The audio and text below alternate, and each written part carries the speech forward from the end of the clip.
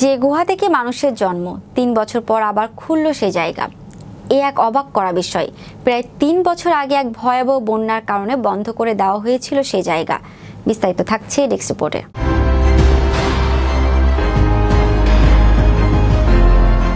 দক্ষিণ আফ্রিকার জোহেনেসবার্গ শহর থেকে ৫০ কিলোমিটার ৩০ মাইল উত্তর পশ্চিমে অবস্থিত স্টোরকন্টেইন গুহাগুলো প্রায় ৩ বছর আগে বন্যার কারণে বন্ধ করে দেওয়া হয়েছিল।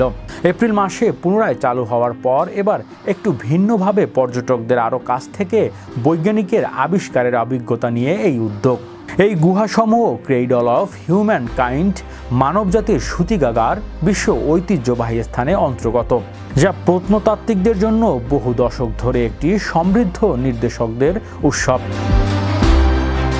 এখানে ১৯৯০-এর দশকের প্রথম খুঁজে পাওয়া ছোট আকৃতির হাড়ের ভিত্তিতে নামকরণ করা হয় লিটল ফুট।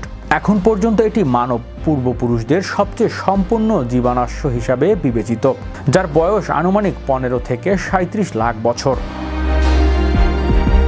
লিটফুট ছিল অট্রালোফিথেকার গোত্রের, যার অর্থ লতিনে দক্ষিণের বানর। এরা আধুনিক মানুষের পূর্বপুরুষ হিসাবে বিবেচিত, যাদের শরীরে একসঙ্গে ছিল বানর সুলভ ও মানুষের বৈশিষ্ট্য।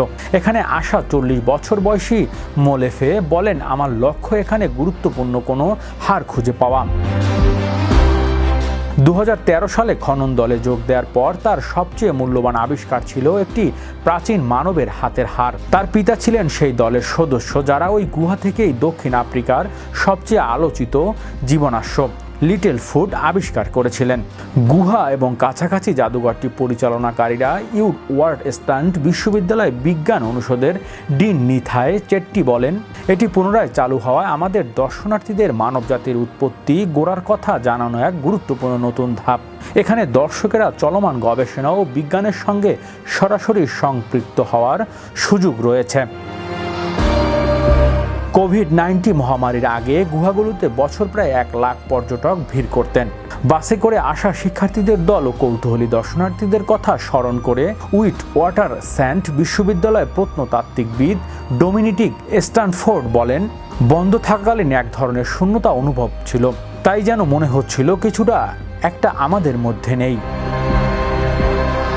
জাদুঘরে এখন একটি অস্থায়ী জীবনাশ্ম প্রদর্শনী চালু করা হয়েছে। সেখানে দর্শনার্থীরা ১৯৪৭ সালে আবিষ্কৃত অ্যাস্ট্রোলোপিথেকাস আফ্রিকান্স প্রজাতির সবচেয়ে গুরুত্বপূর্ণ খুলি মিসেস প্লেসকেও দেখতে পাবেন।